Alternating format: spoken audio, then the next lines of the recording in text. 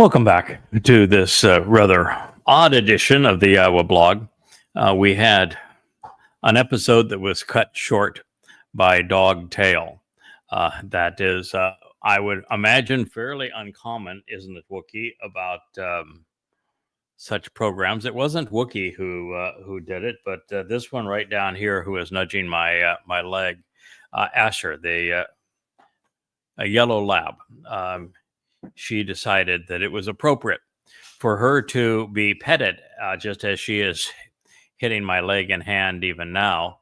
And she has this big otter tail, and that otter tail took a big swipe at the streaming computer that we use for this program. But if you consider the fact we've been doing this now for 5 months, and we've done sometimes as much as 5 or 6 hours of live streaming in a day, and other days 1 or 2 of these live stream programs, but a lot of programs over 5 months. We've only had 2 where we had maybe 3 max, where we've had a glitch and part of a show recorded and it was sound, and then we just had to reboot and go at it again. So you roll with the punches. That's part of the job. You've got to be able to deal with obstacles that are thrown in your path, don't you, Wookie? And make the best of them, and be prepared occasionally to reboot and start again. So we're going to save what we had previously presented to you. It does have a 4 to 5 minute black period, and it does resume. But I'm going to pick back up with this next statement that is found in 2 Chronicles chapter 7 now, that follows that marvelous presentation of the Nachri in 2 Chronicles 6. Well, here I am being whacked by Wookie tail. So this is what it says. And reason this is important is that Solomon's name speaks of reconciliation.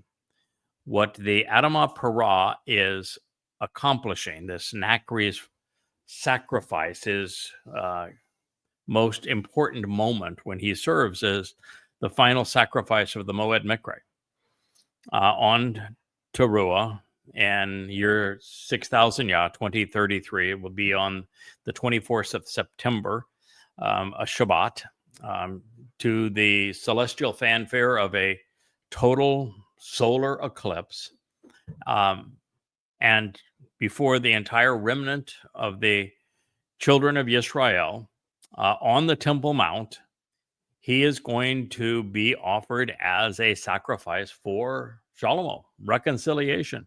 And this is the last opportunity for intervention, and it is YAHOWAH, just as he did 2,888 years previously with, and on behalf of Elia, who will once again be orchestrating these ceremonies pursuant to the sacrifice of this Adamah Parah. He did, that same sacrifice to rid Yisrael of political and religious influence, reprise that same role. YAHOWAH is going to provide both the water this time and the fire, and these fires are going to reach up into the heavens, and they have 2 purposes. They will purge the final remnant of Yisrael that has been viewed as an adulterous woman of her guilt, so that she is in a position to be betrothed to the returning king, who is Dode. So it is Numbers 19 providing the remedy for Numbers 5 is what we have here, and it's being presented now in this context, pursuant to the prophecy regarding the Nachri. And we also find that in what I'm going to share with you again, that this is an elevating offering. It is part of the sacrifices, of which there are 2, because you have Dode laying down his Bashar, mortal body, as the Passover lamb in year 4000 Yah, and I'm, as the Adamah Parah, this Nachri, I lay down my Bashar, corporal body, to fulfill this Mikre. So it's part of these 2, both of which serve the purpose of preparing God's family for what is to come in terms of return back to the conditions of Eden. And because God's mortal remnant now are prepared, cleansed to be in his presence, the glory of Yahweh can resume, and he is going to return at that moment, such that his wayward family can look up to him and at Dode as his firstborn, whom they pierced right in the heart by not recognizing what he had achieved, as the Romans pierced him in the hands and the wrists, crucifying him as the Passover lamb. This is the stage that is being set before us. So the prophecy, speaking of a historical event, as Yah is wont to do on numerous occasions, reads, and to reveal the relevant comparison, history and future history, if you will, to reveal the relevant comparison, as soon as Solomon finished independently demonstrating and furnishing this justification for intervention, the fire descended out of the heavens, as it will during the sacrifice of the red heifer.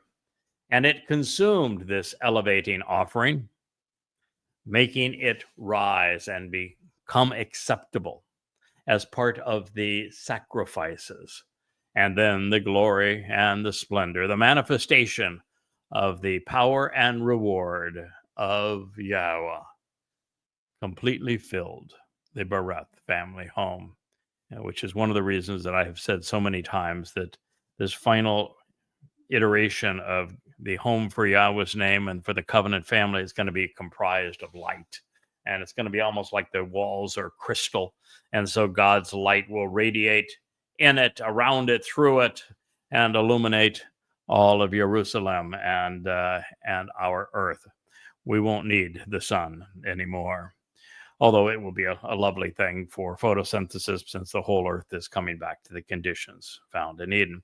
And what I was sharing with you in this last program is that fire is often misunderstood. It's simply thought as, okay, this is a manifestation that they didn't have any light bulb back in the day, no electricity, so God revealed himself through fire. They just don't understand the metaphor of fire. First of all, fire is enlightening, isn't it? Fire is inviting.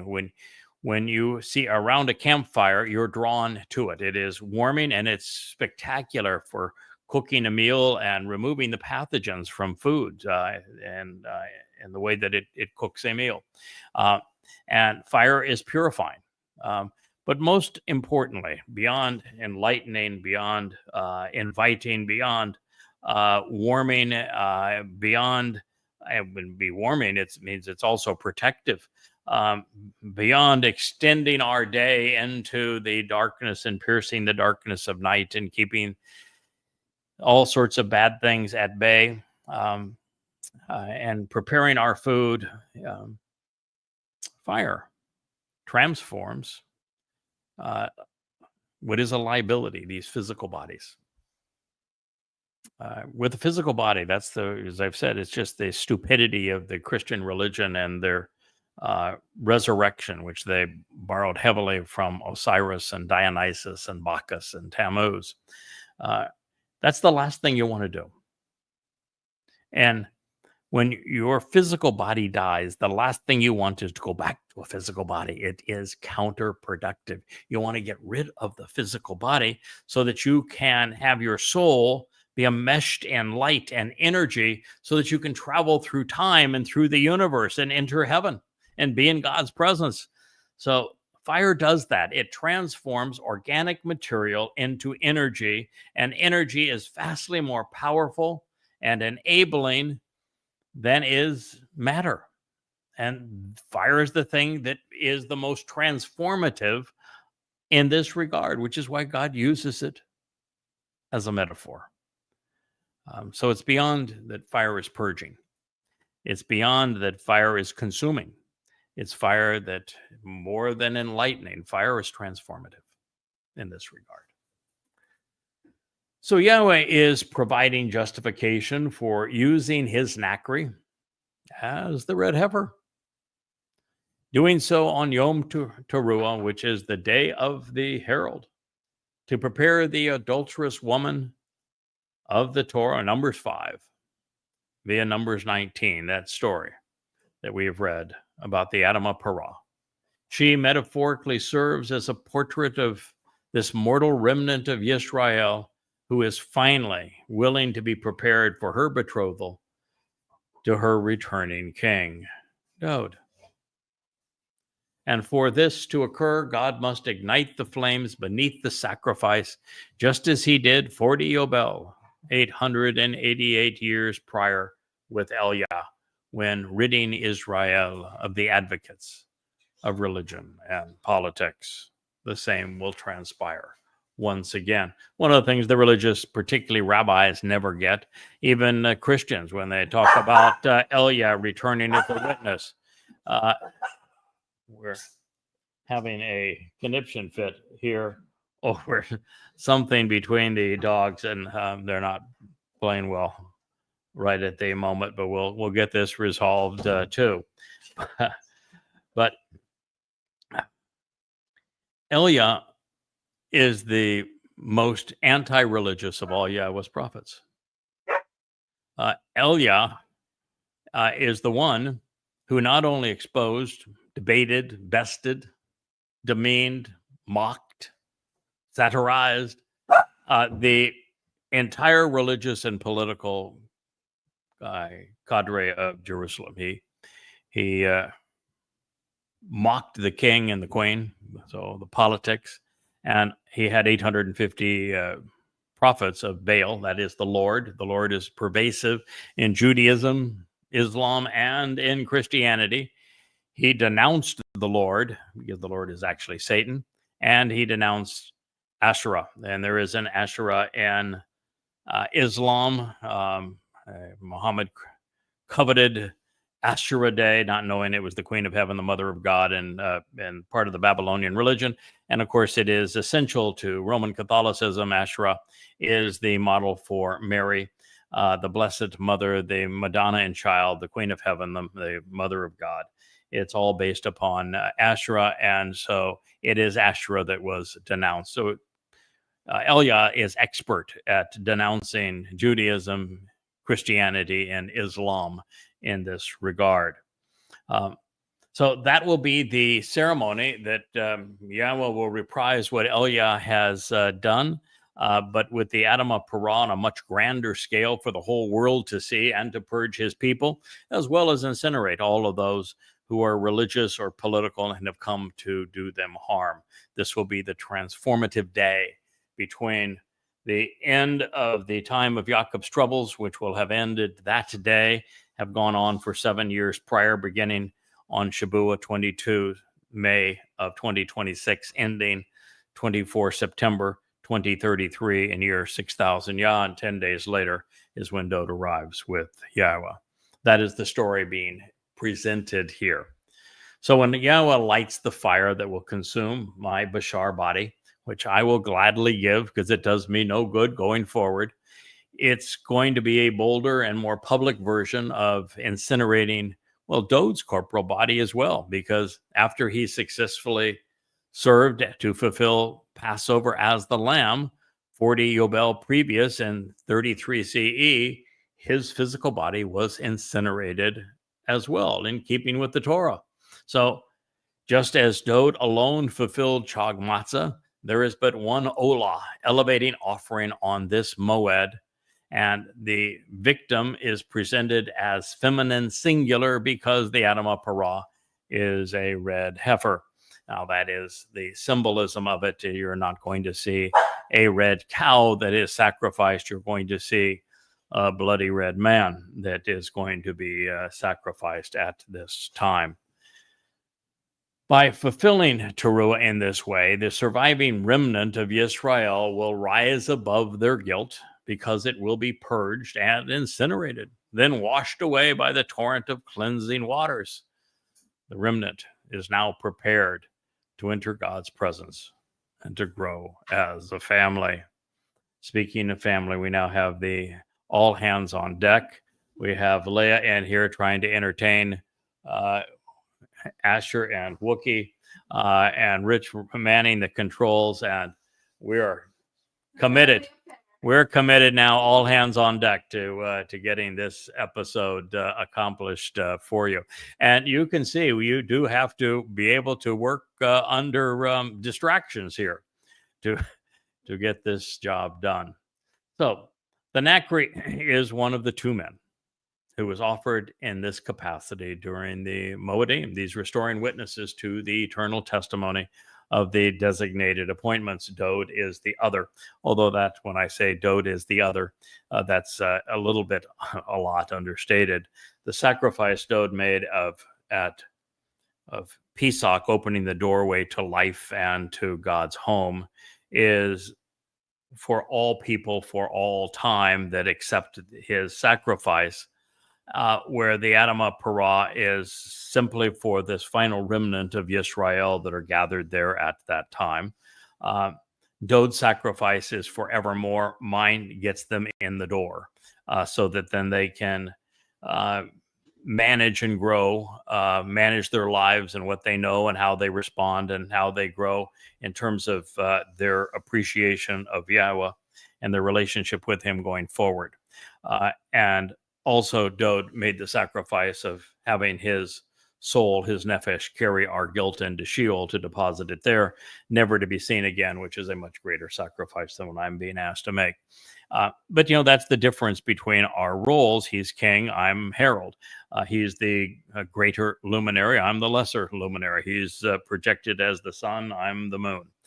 They are hugely different in our roles, and you can probably tell from my perspective, I'm eager to point out the difference. I do not want his role.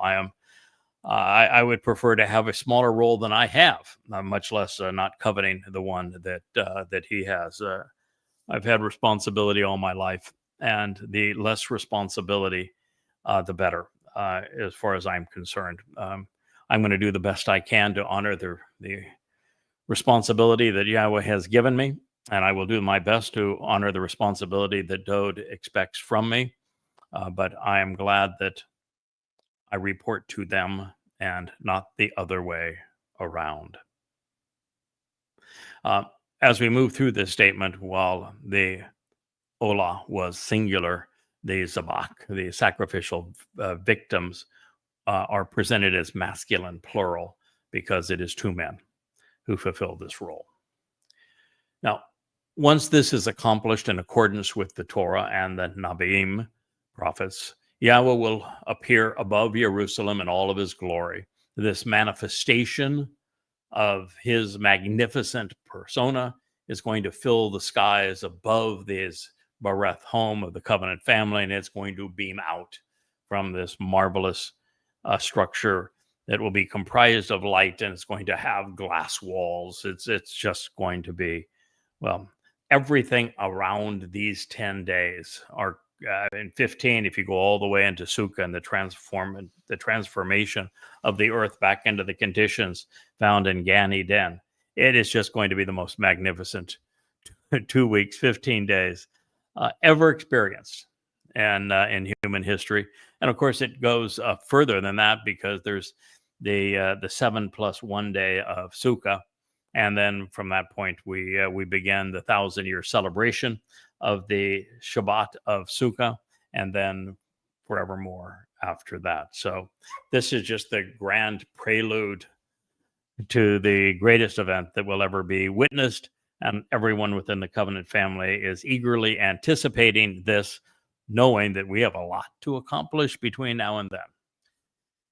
So at this moment, every celebrant of Yom Kippurim, the Day of Reconciliation, will be shouting Yahweh's magnificent name. And as we do, this brilliant projection of God's light will fill his Bereth. His Be'eth, I should say. Bereth is covenant. Be'eth is family home. Streaming out in all directions as his sun beams with pride and with joy. And as we go, we made it. We got it done. It happened. We're going to go on a sabbatical. See y'all later. I don't know if that's exactly how we're going to respond, but it'll be a glorious experience. All too often, the most relevant spiritual metaphors associated with fire are completely overlooked. I shared from the heart what I have come to appreciate about fire. I'm now going to read to you what I wrote as I was comprising this chapter. The story that I'm telling you now and the material that I'm reviewing with you is actually part of the final book that I intend to write for the Yada Yahowah series. It's called Bashar Herald. It is Coming Home, the 4th volume.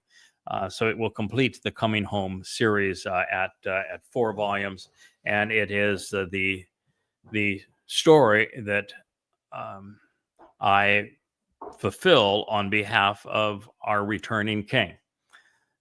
So it is from that perspective that this is being written, and so all of the translations that I'm sharing with you now are new. All of the commentary is updated. This is really the summation of all that I've learned along the way. And we have a long way to go in this material. There's a lot to learn.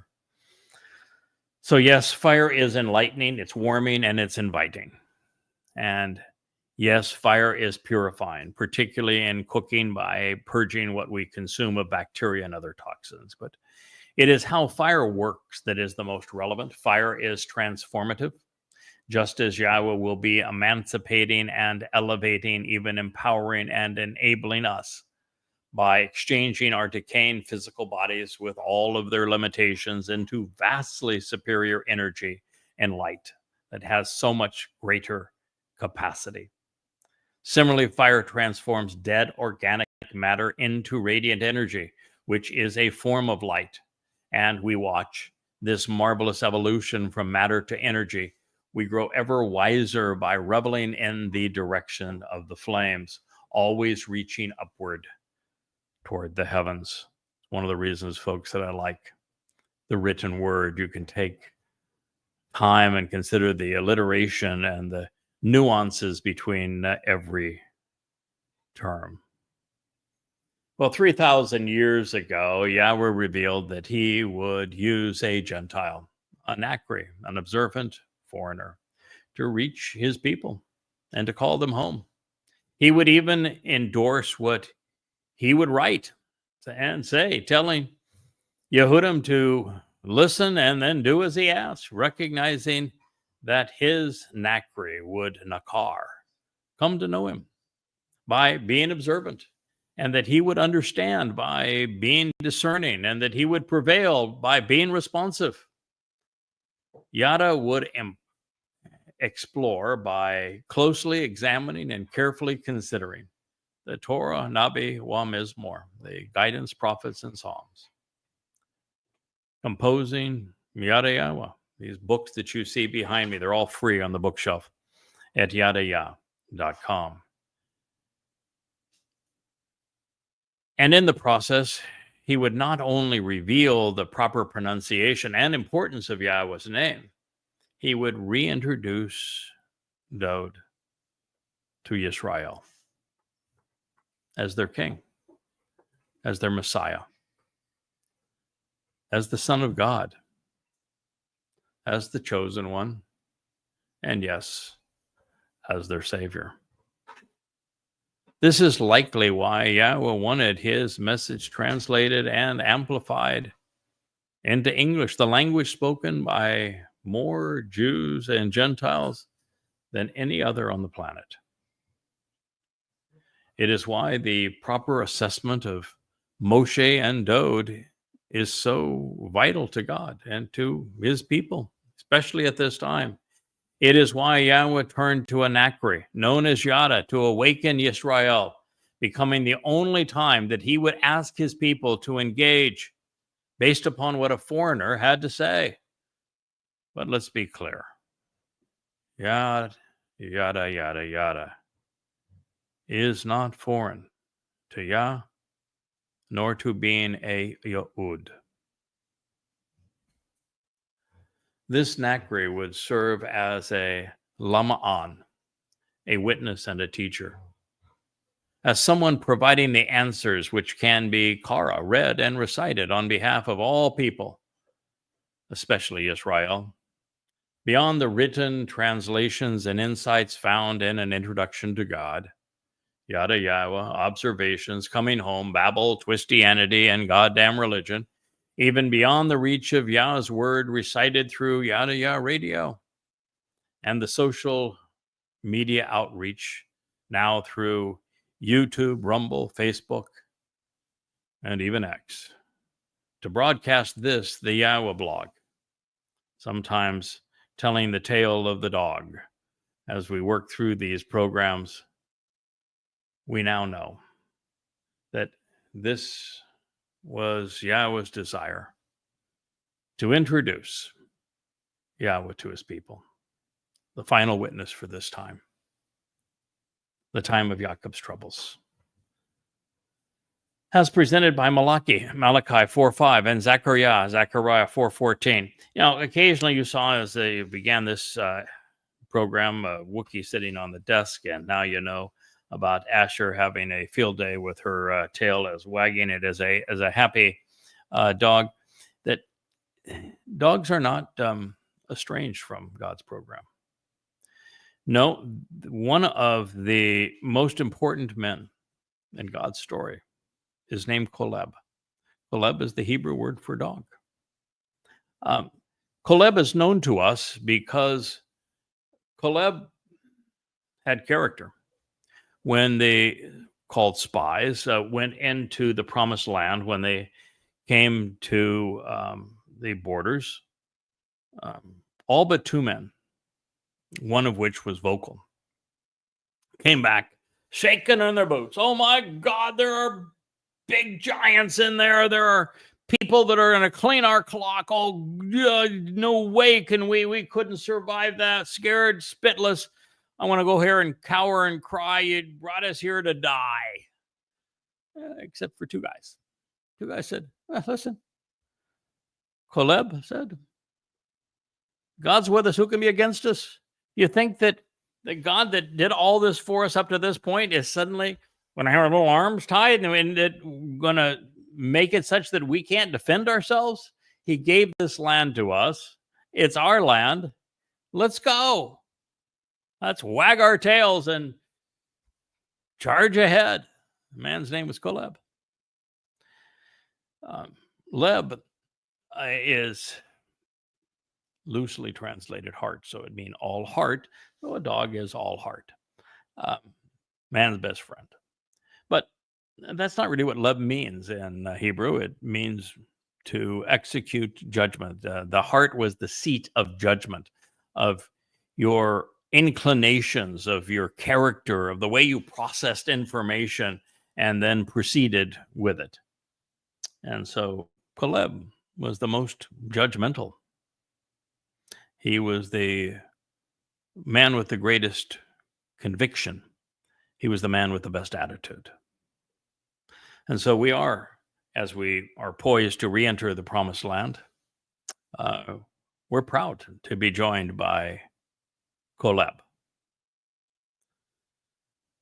So beyond all of this, there is but one reason that the Nakri, this observant and discerning foreigner from a faraway place and time, would have been introduced and authenticated by Yahweh during the dedication of his covenant home.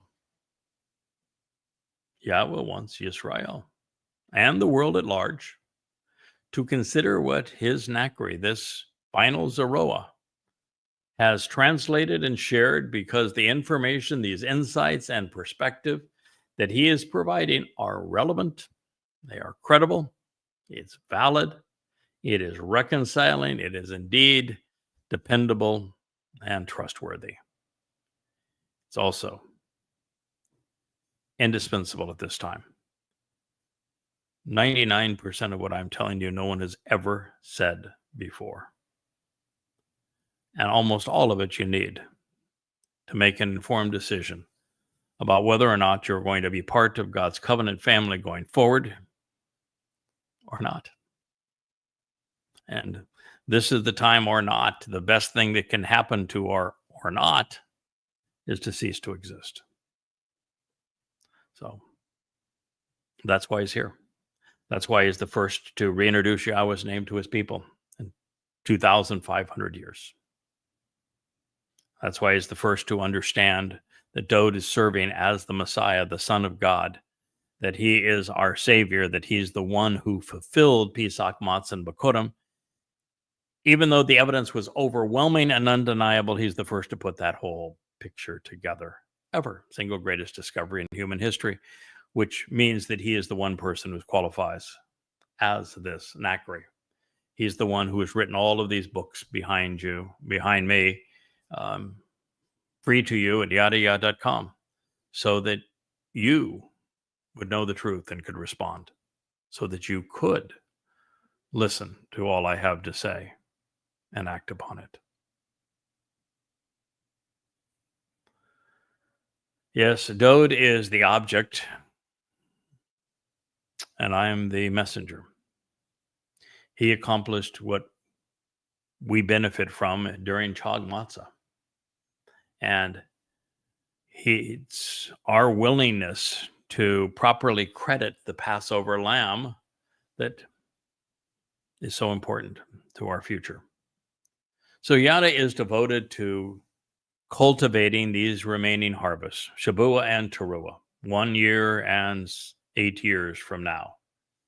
And he knows that there is going to be a productive Shabuah Katsir, followed 7 years later by a hard-fought Teruah Lakot. And then the Adamah Parah, the Nakri, will lay down his life for the remnant of Yisrael. My blood and ashes will cleanse the adulterous woman. Yahweh will come home, as will Dowd, and we will enjoy a marvelous family reunion. Now, by investigating something others have been either afraid or too lazy to consider, the Nakri became so uniquely relevant to knowing Yahweh, to appreciating what he's offering, and to recognize what he's asking in return, that God saw fit to validate his Lama'an, his witness, to his Shem, to the Torah, to the Nabayim, to Wa Mizmor, to the Bereth, to the Mikre, to Yisrael, to Yehudim, and most of all to his Bakor Hamasiach, our Ra'ah, shepherd, and Melech, king. The Zeroah of great significance, Dowd. That is why the Nakri is foretold.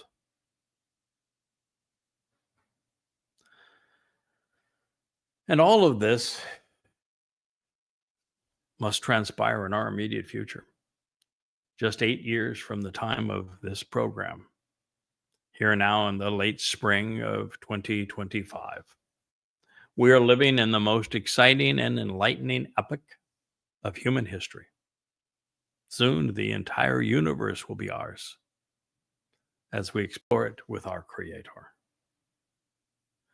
Now, as it would transpire, Dabarim ha-yomim, words of the day, 2 Chronicles 6, well, it does not stand alone. As I completed the preceding translation, I received a note asking me to translate Jeremiah 6:16. As I did, I discovered that it addresses the same period when Israel's religious rebellion against Yahweh would necessitate a witness who would do what Yehudim would not. Listen. So I want to share this amazing prophetic portrayal of our time and our God's solution with you. And as we delve into this commending and condemning narrative, and it does both, it commends and it condemns. Keep in mind that while some of what was shared 2,600 years ago pertained to the immediate aftermath of the Assyrian conquest and subjugation of the northern kingdom of Israel, as well as to the impending Babylonian assault on Judea, and yet every word of it resonates with us today. This becomes especially true when we realize that Yirmiyahu's day was unique because rather than one or none to speak for Yah, there were a number of relatively concurrent prophets. So this was over a couple of 100-year period, and the overlap was fairly minimal, but nonetheless, we have prophets including Hosea, Yashaya, Amos, and Micah, who would have followed Chabauk, Zephaniah, and Obadiah. Obadiah, as he has said, but it's Obadiah, who were all contemporaries, and Yoel, Zechariah, and Malachi, who spoke for God shortly thereafter. From Dode's first passing and the end of his first life to 500 years before Dode would re-enter the mortal realm and fulfill Pesach, Matzah, and Bakurim. In that 1,000-year period, particularly between 300 years after Dode's passing to 500 years before his return. So from 750 BCE to 450 BCE, during that period of time, all of these prophets emerged. God had a lot to say, and he knew he wasn't going to have long that he could communicate with his people, that the last of them was going to be Malachi. And so here you have all of them communicating during this period from 750 to 450. So this is a 300-year period. And you have the likes of Yashaya, Yirmiyahu, Hosea, Amos, Micah, Chabauk, Zephaniah, Obadiah, and Yoel, Zechariah, and Malachi. A lot of insights all gleaned from these prophets during this time. And to really understand them, you need to put them all together because they all provide a slightly different perspective on the same events.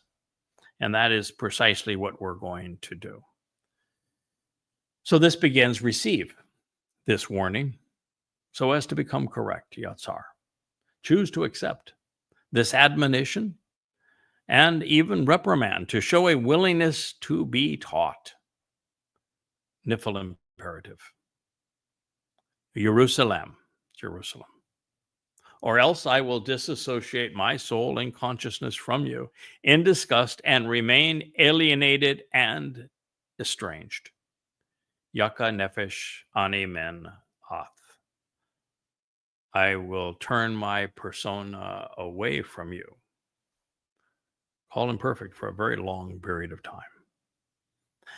And so that I don't cause you to become a wasted land, a ruinous, devastated, and desolated planet without inhabitants. Jeremiah 6:8.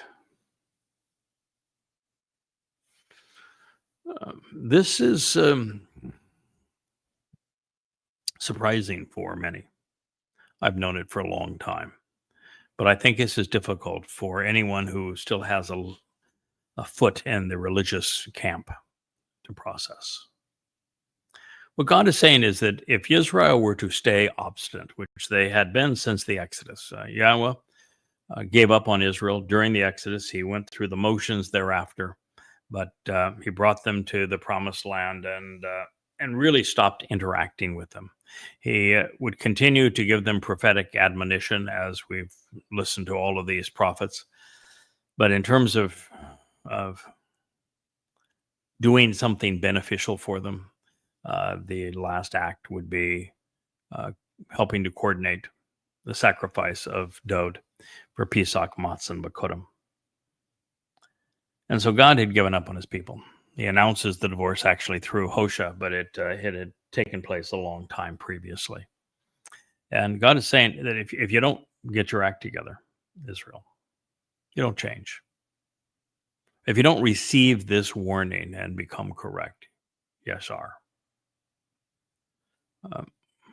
I'm going to destroy the planet. There's no reason to come back because there would be no recognition of what Dode had done on Pesach, Matzah, and Bakurim to open the doorway to life, to perfect our souls by carrying our guilt away and by adopting us into the covenant family. There would be no Shabuah harvest because no one would know about it. There'd be no Teruah gleaning because no one would know about it. There'd be no sacrifice of the Adamah Parah because there would be no beneficiaries of it. There'd be no homecoming on Yom Kippurim because no one would be there.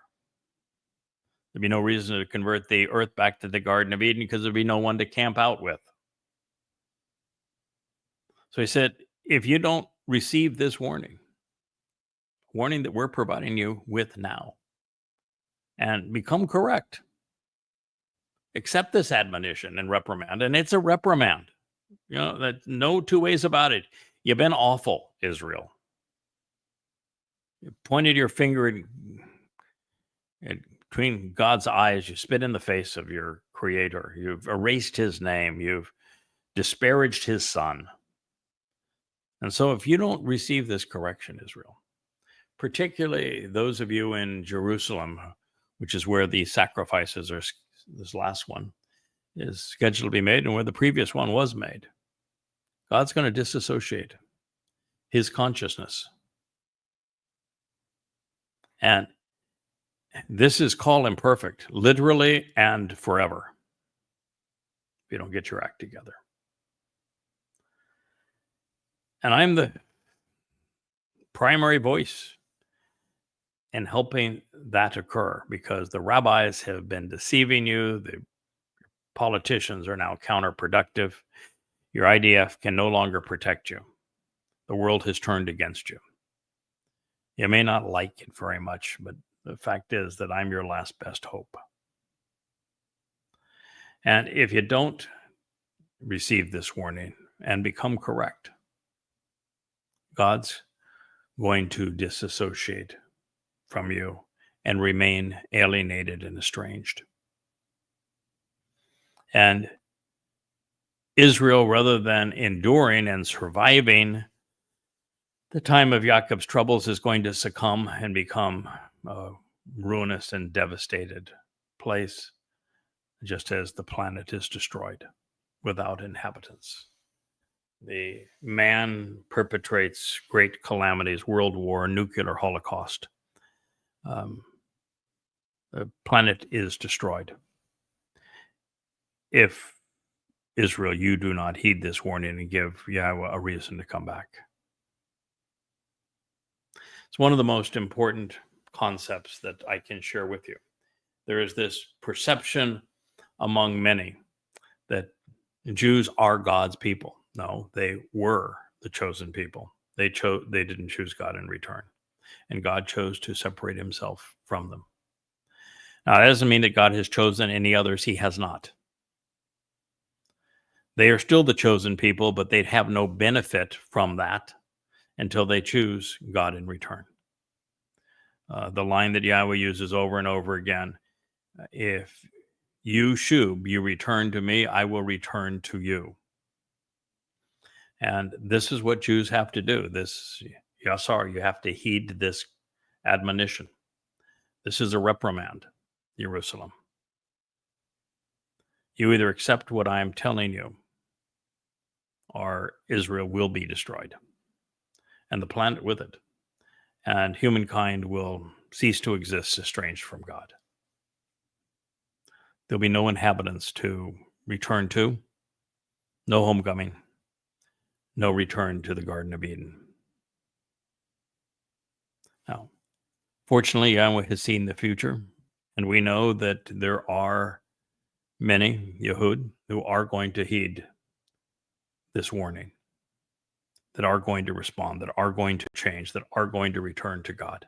Many already have. More will, particularly as times get tougher and tougher as we move closer and closer to the beginning of the time of Jacob's troubles, and then in 2030, the fourth month, which is Abib 1, when I'm joined by Elia and God has signs and wonders in the sky above us. Many will come back. So this is the purpose of the Nakri, the observant foreigner. Yahweh is using him to admonish Jews and Israelis, warning them of their errant religious and political ways.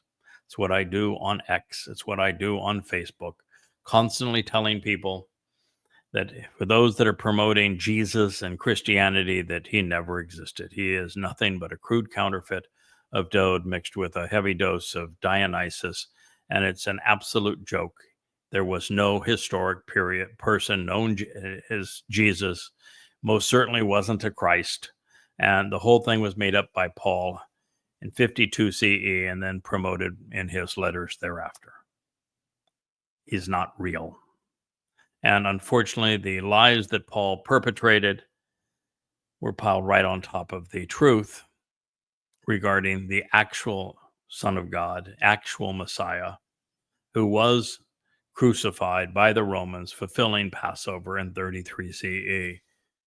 And that's the aforementioned David. No one has been more vocal in that regard in all of human history. In fact, no one has ever known that there was no Jesus because he was a counterfeit and a product of identity theft. I'm the first person to realize that, and I prove it in the 5 volumes of Twistianity. And the first person to recognize that Tadod is the actual Messiah, the Son of God, who fulfilled Pesach, Matzah, and Bakodim, and prove it in the Coming Home series of Yada Yahowah. So here we are.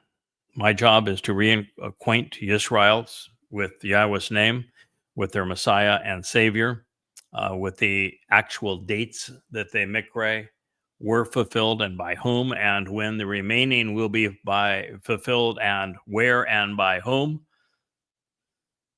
so that God's people can capitalize on this, admit that they have been wrong, and embrace the truth. Going forward, shed all of the religiosity, shed all of their political stigmas, shed all of their affiliation with militarism and this myth that the IDF is somehow going to protect them, because it's not. Just as the IDF failed on October 7th, it's going to fail again on 1,000 times October 7th. That is where we are. So should the warning that Yahweh is heralding through Yada as his Nakri be ignored, the earth will be devastated, become lifeless and destroyed. This is the exact same message that Yahweh conveys in his last prophetic announcement in Malachi, the last of the Nabi. And he says it emphatically in the last chapter and the very last lines of Malachi, that if you don't get it by this time, if you don't respond, Israel, then I'm going to destroy the earth. There's no point in coming back. Well, this is because without the message conveyed through the Choter, there would be no harvest of Shabuah, there would be no gleaning on Towrah, there would be no Adamah Parah, there's no cure for the adulterous woman of Yisrael, there is no homecoming on Yom Kippurim, and without a remnant reconciled back into the covenant, without a family, there is no return to Eden, and the earth no longer serves any purpose.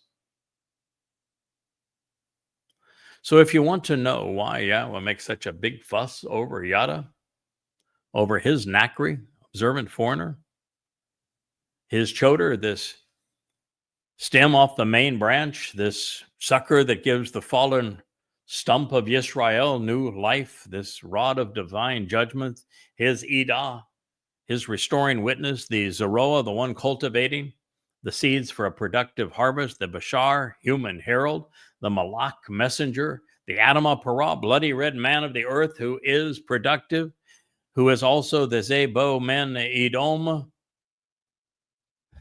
this man from Edom who saves many. Well, that's the answer. He's given you the answer. Can you process it? Are you willing to accept it? Can you benefit from it? These prophecies would go unfulfilled and would be for naught if it were not for what God is doing through this man. Now, we don't very often hear Yahweh referencing his nephesh soul, but he obviously has a form of nephesh consciousness, which is not only a sign of life, but also of being observant and responsive, and it ascribes a unique persona to God. Now, beyond the obvious, the advantage of Yahweh having a nephesh soul is that he can project it when entering lesser dimensions. And while all of God won't fit into our universe, this aspect of him, his nephesh, can be deployed within any life form of his choosing. Plus, as we move through the universe and through time and Shamaim, Yahweh, who is comprised of light energy with a nephesh, can relate to us because he can be like us, or better yet, when we have our nephesh souls embraced by this enormous amount of additional energy and light that God's going to surround our souls with, then we are like God. And when we go off and travel and explore new galaxies and planets and universes and the like, we go the same way. We have a soul encapsulated within light energy, just like our God. That's pretty cool, isn't it? That's one of the reasons that Yahweh has a nephesh. He going to make us more like him. However, Yahweh is particular, and he chooses not to associate with religious scum. He doesn't like political pricks much either. And even with his people, when they estrange themselves from him, he reciprocates. And the consequence of being disassociated from the source of life is devastating, and it's desolating. Roman Emperor Hadrian's assault on Yehudah and Yehudim, on Jews and on Judah, was so diabolical and ruthless. Between those he butchered and those he enslaved, the land was largely without inhabitants. And while there was always a remnant of Jews in the land, along with some Arab squatters and Christian interlopers, the population was relatively insignificant prior to Israel becoming a nation again in 1948.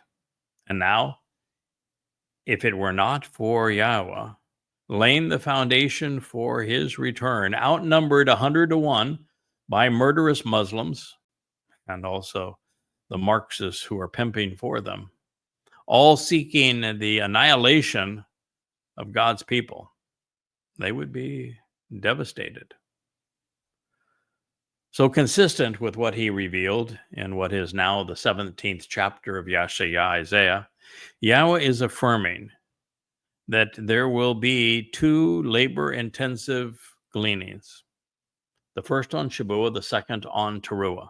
But even then, there will be a remnant, many of whom will have been left behind because, well, they have not made the commitment to the covenant yet. From God's perspective, they are receptive to it. They have not precluded themselves by being overtly religious or political. And so they are potentially receptive to it, where all of those who have been harvested and gleaned, they have accepted the terms and conditions of the covenant. They have benefited from the Moed Mikre.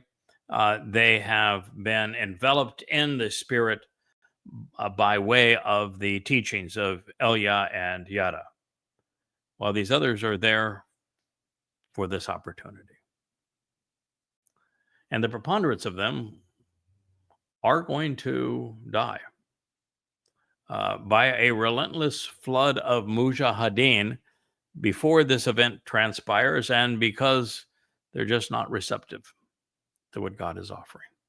So this will be our last line for the reprise of A Dog's Tale of Chakmah Choter, and it reads, And thus YAHOWAH of the spiritual implements says, they will either be thoroughly and effectively gleaned with a second harvest of what remains, or be among the foolish who are ruthlessly abused.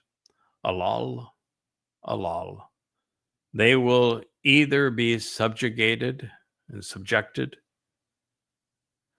part of a second ingathering, or left behind, stuck, struck, and killed. Similar to the trindle, stem, or vine, as the surviving remnant of Yisrael, either individuals who strive against and struggle with God, or those who engage and endure with the Almighty, returning, Shub, your hand and influence in the manner of one who gathers in the harvest, or fences in and restrains over and around the branches comprised of the valued or rejected. Wow, that's a lot of contrast, wasn't it, for a statement? You can be on the good side or the bad side of any of this. And so it's something that we will analyze in our next program. But just as a quick review, this is a message from YAHOWAH. And he is telling us that you are either going to be thoroughly and effectively gleaned with a second harvest of what remains, which is the benefit of the evening of Towrah, or you're going to be among the foolish who are ruthlessly abused. Because this is the very end of the time of Yaakov's troubles, and there are mujahideen everywhere, and they are, of course, Muslims, and therefore ruthless. And he says that this is similar to the trindle, the stem, or the vine, as a surviving remnant of Yisrael. Of which side are you on? Are you still struggling with God, or are you enduring with him? All because of the influence of your hand and the manner of one who gathers in and harvests, or fences in and restrains. And both of these, actually, Batsar, can be a positive thing in association with Towrah, because the one who gathers in, that is part of the Towrah gleaning, the evening of Towrah, and those who are fenced in are being protected for the next day for the sacrifice of the Adamah Parah. And you can then be the branch that is valued or rejected. Yeshayah says there will be 2 or 3 olives that will be harvested, gleaned, if you will, on the uppermost branch, which would be representing Yahudim, and 4 or 5 from the branches that have been cut off. These would be Yisrael at this time, and the others are going to be protected. And they're protected within rocky crags and around this verbose stem, if you will, to use Yeshayah's terminology,